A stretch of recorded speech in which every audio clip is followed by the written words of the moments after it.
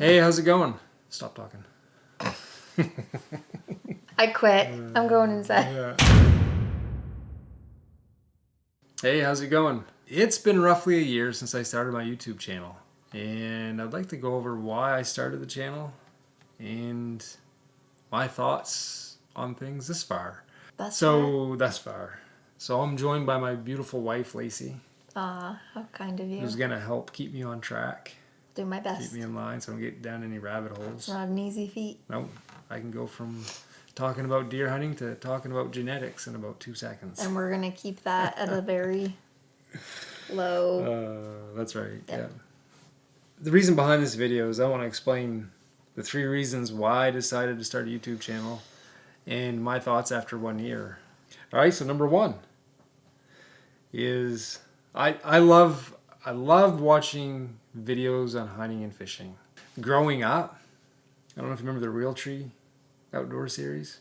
Oh yeah, that was like one of the first. Tiffany Lukowski, yeah, then they started their own and stuff. But growing up, we had they're all VHS tapes. And I remember going to the store and every year we'd get the new Real Tree Outdoors videos, and then there were some other ones that started coming out, but they really didn't speak to me. It's not really. It's hunting, but it's not how I hunt. So it's kind of, it wasn't fully relatable. And then the YouTube thing started getting big, and you started to come across videos of people deer hunting, kind of the way we do, but it really still wasn't all that common. And so, one, I like hunting and fishing content.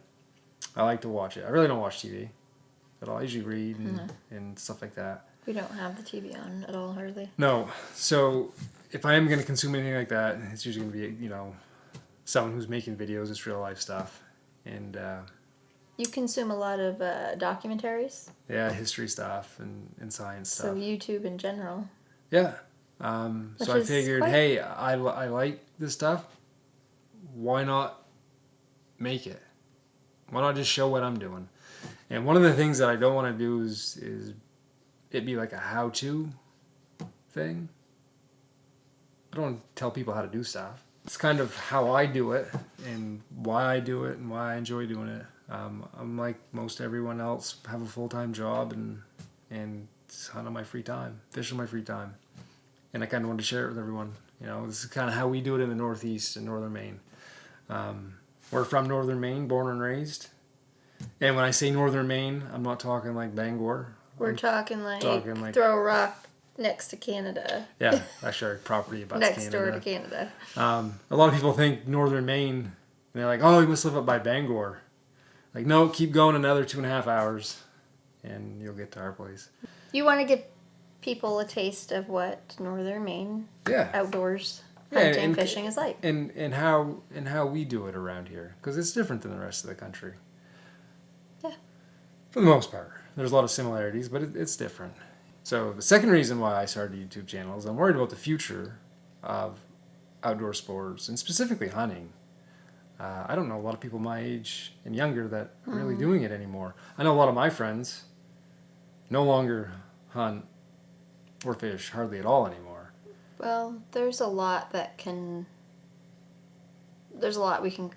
rabbit holes, rabbit trails we can take on that one, because for one, you hit a point in your life when you're in your 30s where most people are married, they have you have a full-time job, you are working on different things, and you have children, so there's a lot of, I think a lot of people can relate to this, is there's a lot of, there's other priorities that come into play that you didn't have when you were in your 20s or when you were a kid. Yep. And so you have to prioritize your time a lot differently, and don't always have that free time just to take off and be like, hey, I'm going to go do this today.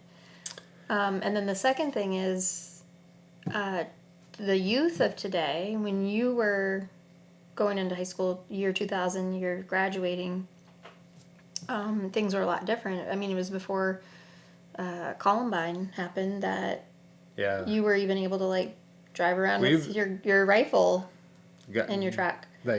People had guns everywhere. So there's a lot of social, societal things that have changed. Yeah, that's a good point. I forgot about Columbine. And then the climate of what the youth are being exposed to, and how everything's so much different than when you and I were in school, and we're not really that far out. No. We're not that old. But there's a lot of changes that, children are not outdoors the way they used to be. They're not moving their bodies the way they used to be. They're not, staying out and playing in the neighborhood. And I'm saying in our area, I don't know, this could be different across the country, but we do know that there are increased trends with mental health with youth, depression, anxiety. We see that with the rise of technology and social media, and how children just cannot get away from things. There's so much vying for their attention. Yeah. So. Well, and adults too. And adults. So therefore that plays into parents' role of raising their children too. So yeah, there's a lot of things you can go down that road with. And technology's advanced so much. I mean, we didn't have phones when we were in school. There's nothing. A Nokia flip phone or the Razor. I went outside and played, or went fishing or hunting. I never even went to my prom.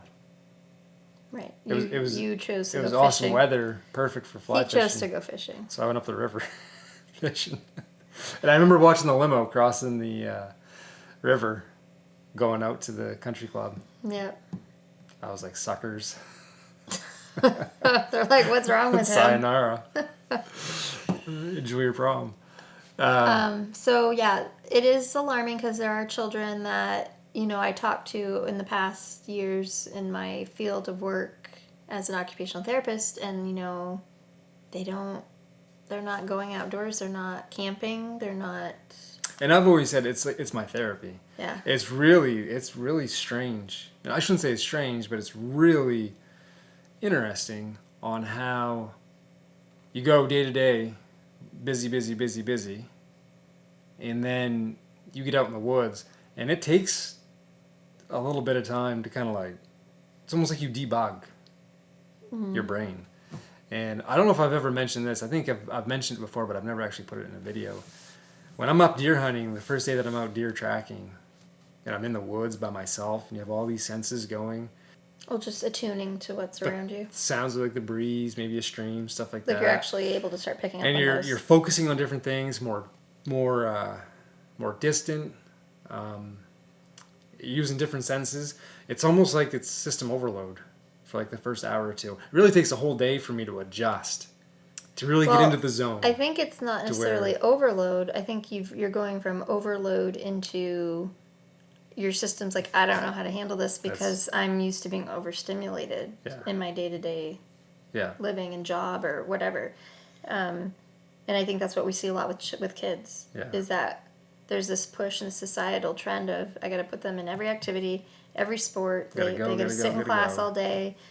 We go, and then some of them you get them alone, and they're like, I don't know how to play by myself. I don't know what to do here because they're not getting that opportunity. And part of a new branch of occupational therapy that's coming up for children is nature-based OT, nature-based therapies, because there's a lot of, and it's not rocket science. I don't think we need a lot of studies to say, hey, being out in nature is good for you. It's nice to have the evidence, I guess, to support it, but we know that it can make a huge impact on attention, mood, mental health. Geez, who's going down the rabbit hole now? Sorry, shameless plug. But, yeah, so my concern about the future of outdoor activities is... And that's my concern, too. Because... The second reason why I felt it was important to start it. Well, and I think that's where you and I can kind of come together, because I have concerns for the youth and for children especially, and you have it for this area as well. Yeah, well, it was so important to me growing up. It really shapes a person. By creating, hopefully, something decent that maybe one person can be like, oh, that looks like a lot of fun. I want to do it. It can get more people in the game and help continue the... maybe rekindle maybe that was something somebody got out of, and maybe, for whatever reasons, it'll light that fire They don't again. feel like they have...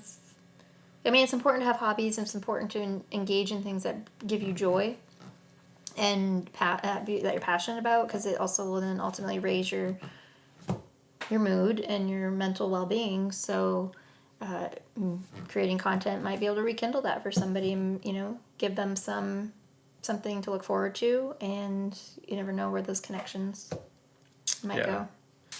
So yeah, I'm worried about the future of the sport, the outdoors activities, and I hope I can contribute in some way, shape, or form to continuing that on. And we all have a story to share, and I'd kind of like to share, you know, my story about that, maybe inspire someone else. So the third reason I decided to start a YouTube channel is personal growth.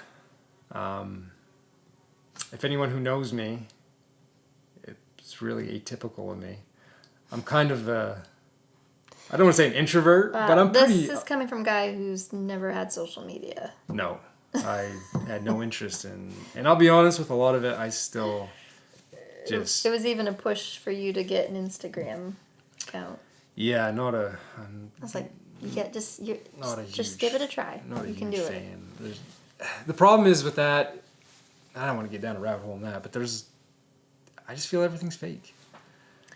Nothing's real. It's all, you know... It creates this... Everyone's got their little selfies, and they take pictures of their house, and it's all nice and clean. Okay, but yes. And no one sees the pile of laundry that's just off the camera. Yes, exactly. It creates an illusion. And it's like, however, that's not real. However, there are people that do try to keep it real and raw. And so those are the accounts and the people you connect with that you're like, okay, you know, I have made some great connections. Yeah.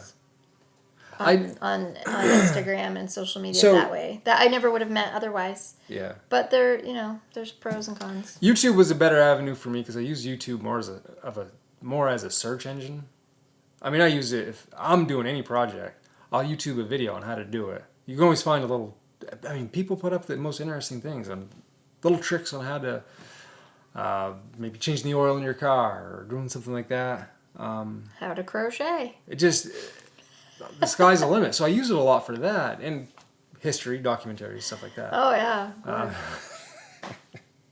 I had a professor that said something that always stuck with me, and he had said that you should start a new job every 5 to 10 years.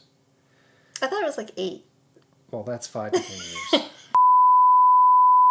So that change in job every 5 to 10 years, basically what he was saying was, you know, you can get kind of in a rut. You get into this mundane thing where you're really not learning anything new. You're really not pushing yourself to learn something new. And if you switch gears and go into something else, it's not that you're leaving a job because you're sick of it. Is that you're going to something new to further yourself even further. And I'm a big proponent of growing yourself. So when I when I take a hard look at myself, I don't like to be vulnerable, right? So I don't want to... Can we say that one more time? Yeah, I don't like to be vulnerable. I don't want to put myself out there. Nobody right, does. To be criticized. Nobody does. And because the world's full of... You're going to get criticized. Vulnerability is a hard thing, though. I'm probably not the best communicator. And I'm not the best public speaker. College changed that. I've come a long ways. I used to be a train wreck doing a presentation back in the day. I mean, just a train wreck. Should we talk about the hack? No. We'll talk about that some other time. That's not for here. This isn't the time or place. We won't talk about that. But anyway, yeah. So let's say again, you don't like to be vulnerable. You're not always the best communicator. Not always the best communicator. And used to be bad at public speaking wasn't your forte. So I thought, well, YouTube, if I really want to stick my neck out there, I guess it's time to do it. I'll make some YouTube videos and throw it out there. And I seriously, I mean, you get to a point, maybe it's because I'm 40, you get to a point in your life where you're like, I just don't care what people think anymore. And you can kind of say that to yourself, but sometimes you wonder if you really don't care what I will think. say, because I've done some things in the past too, where like I've done some lives on social media, and there is this like once you hit it does something to it. You put the button, whether it's like you're publishing the video to put it out there, or you're hitting live, like you're going to go live, and you've got like all these eyes on you, and you don't really know who's watching unless they're commenting underneath, or in this case, these YouTube videos, Lots of people are watching them. Lots of people aren't commenting, but there's a lot of people watching. You do have a lot of dialogue, though, which is great. Yeah, I mean, all right. That you do get some good conversation in the comments, but yeah, like there is that piece. I will say, like that is kind of intimidating. Yeah. So, for anybody. Yeah, and so one of the biggest things I wanted to accomplish with this was I didn't want to self-edit. Like I wanted to be just like, this is what it is. I didn't want to, try to make everything look perfect. Make an paint because it's not perfect. Yeah. We mess up all the time. And and that's very hard to do sometimes, because sometimes you'll be watching something back and you're thinking, ooh, I look like a moron right there. But, just let it go. A lot of times that's just your inner critic. It. So that brings me to, what are my thoughts after 1 year? Like, is it what I expected? I'll just flat out say, so first of all, I was mentally prepared for a lot of criticism. Like, I thought... I know, I did ask you that. I thought... So back at the beginning, you said, what did I think of you starting a YouTube channel? Now this triggered me. I said, you do realize that there's a lot of negativity that can come in from this. People get very bold when they're behind a computer screen. Yes, and you're also going to be talking about... some things that are controversial. Controversial things like shooting deer, and there are people that are very opinionated against. Have very strong feelings about killing animals and hunting, and so I said, this just to let you know. Are you ready for this? Yeah, and I was mentally in a spot where you'd already thought about it. I know exactly where. So the biggest shocker for me was there was hardly any criticism. Which, it's actually been 95% positive. I really was like, yeah, okay, here we go. There's been a few comments here and there, but... I'm just going to be positive with people and hopefully... But they really don't even the few that have filtered in, they don't even they don't even rile you up. Like, you're like... No, because I've expected it for so long. No, but you're just like... Thanks for watching. Yeah. Well, thanks for watching. And maybe that response, they'll take something away from it. I knew how much work it was going to be. It takes a lot of effort and a lot of time. And I knew that, and I prepared for it. And I think... And I felt like it was, okay, I'm at the time now where I can fit it into my life right now. And actually, it's an interesting thing that happens. It forces you to even be more scheduled with things. More intentional. You become more efficient with your time. And more productive. Time management. And as opposed to, let's say, someone retired not doing anything, you kind of can get lost in that. Like, oh, I can do it tomorrow. Well, and before you know it, the week's over with and you have no time left. It's kind of like, when you were in grad school, you had every day kind of a schedule of what you had to get done, when it had to be done. Yeah. And it's no different, really. Like, that you want to get these projects done or these videos done, so I'll get up at... you have to get up at a certain time if you want to get it in before you go to work. Work on it before you guys get up. It's nice and quiet. I'm a morning person anyway. Cup of coffee. I'm not. Work out. Edit some videos. I'm not a morning person. That brings... So, editing, you got to spend a lot of time editing. And I have really enjoyed editing videos. So you have found that you enjoy editing. Yeah. And it's actually become like this new craft and art form for you. It's a good creative outlet. The other thing that you have found, I think, by starting this channel is that you are keeping a collection, a visual log of family memories and history of your family for your children to have. Look back on. And other relatives and family members. So there's a lot of other things that have come from this that you kind of didn't really wasn't on your radar. Yeah. No, it's been a lot of fun. And I look forward to continuing it as long as it doesn't interfere too much with my everyday life and that stuff, and acquiring camera gear. Like, how many GoPros do you have now? How many? So when this channel started, you talked about this in your first videos. Yep. Mo, Maine Outdoor Enthusiast. Yep. Acronym MOE. Yep. Was meant to kind of be out there, I think, because you guys shot 2 deer in one day. Yeah, that was a unique day. Which I was like, there was a lot of you call, I'm like, funny no, like, and you're like, no, we really did. But second, you got home and the deer had a mohawk on it. A big mohawk. Like, literally down the back of its neck had this which I'll put presentation. I'll put a link to the video right here. Of this hair that literally looked like a mohawk. And when we were looking at it, I'm like, Mo, that's Mo. This is Mo. Like, really, like... Not to get too much into that day, but so... But, like, isn't that's a really, like... So, you've never shot a deer with a mohawk like that. No, we've never shot deer. So there's a little too many, like, things that just, like, you know what, there's something greater here in a lot of ways. You know, we weren't really in the groove. It was the second day we'd been out hunting. Third day of deer season. And, you know, there's no snow yet. I love to track deer, so I hadn't even got to do that yet. And I hadn't shot a deer. The previous year didn't shoot a deer. And we didn't have any deer meat. And which was sad. Yeah. So my father and I always had this ongoing joke about all these people would always be like, oh, I shot a nice buck just driving down the road. And you hear about all these people doing it. And my father had always said, you know, Dad has hunted for a while, since the late 70s up in northern Maine. And he's never even had a deer that he's been able, like, probably because he doesn't hunt from a vehicle very often. Just going from hunting spot to hunting spot. But he's never had an opportunity to even get out and shoot a deer while he was driving. And that day, I just was walking the road back. And a deer walked 600 yards away. Oh, yours, yeah. I thought you were talking about his. No. Like, you saw his. So I shot that deer. And I was like, when I saw the deer, it wasn't a very big deer. But I kind of had the channel in the back of my mind. And I'm like, well, this would be pretty interesting content. And I was walking up the road and I was like, well, if I see the deer, I'll shoot it. No biggie. It's the beginning of the season. No biggie if I don't see it. It's not that big of a deer. No big deal. And yeah, he was out walking across the cut. And so I shot it.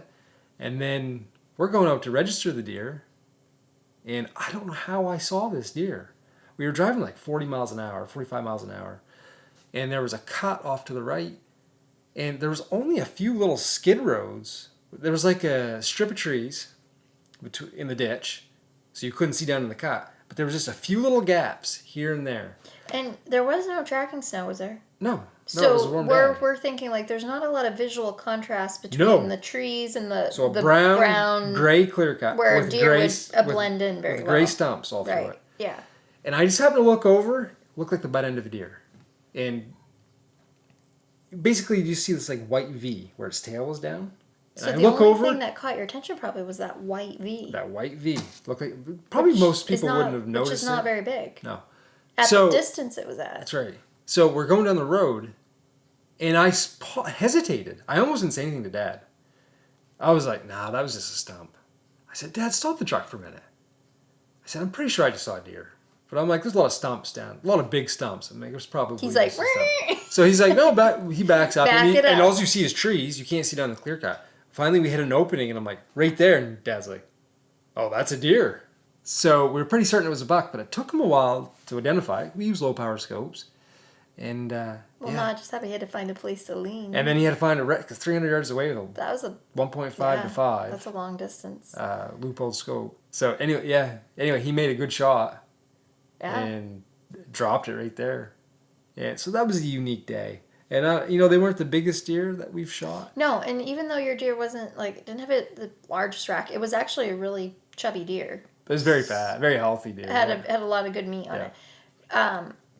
But, man, the symbolism.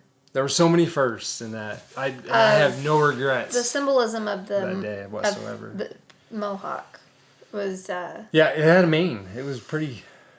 It was pretty cool. It was pretty... And I'll find a picture and I'll put it up here. Pretty significant. Pretty unique. So it's been a good year. I'm looking forward to this deer season. And I think we also... Lacey's wearing a pretty nice hat. I'm not sure where she got that. Where'd you get that? I got this from Mo. Did you? Mo? Maine Outdoor Enthusiast. Larry, Mo, and Curly. So we've got a few extra hats. And what we're going to do is actually... So deer season's coming up, and I'll tell you what we're gonna do. We'll do I'll send someone a hat. Whoever wants a hat. If you're interested in a hat, we'll do like this video. You got to subscribe and leave a comment. So like, subscribe, leave a comment, and in the comment hashtag Maine deer hunting. Think that works? So do that. Next week we'll randomly draw from the comments and set something up, mail you a hat. How many? 1 or 2? We'll start with 1. We'll go from there. Their choice. I mean, we've got these nice ones. Get that one. Let's start with an orange one, and then we'll throw some of the other ones out there later. It's deer season. We can go orange. Okay. Orange? Orange it is. So like, subscribe, comment, hashtag and subscribe. Maine deer hunting. And then don't forget, if you are on Instagram, head on over to Maine Outdoor Enthusiast. Make sure you're following along on there because you are putting on some shorts and like some short clips. Yeah, I'll be more active once deer season starts. But yeah, we like to. It's important to just like keep the community growing and be connected with people. And Instagram is another place to do that. So if you're on there, check out Mo on there. Yep. And get entered in for the giveaway. I'm all about giveaways, so I get excited about this. Free stuff. Everyone likes free stuff. Who doesn't want free? That's right. And actually, this hat is really awesome too. So. They're pretty comfortable. Yeah. So maybe we'll end up giving away another one. I don't know. Just make sure you like and subscribe and comment below. That's right. With the hashtag Maine deer hunting. All right. So until next time. Get outside. It's good for the soul. See ya. See ya. I forgot to do this. Wait. When do you want me to do it? Hey, how's it going? How should I start it off? Well, it says right there. Hey guys, how's it going? I quit. I'm going inside. Yeah. Wait. We're doing a giveaway. I'm overtired. That could be the thumbnail. This right here? How about this? Okay. See ya. No.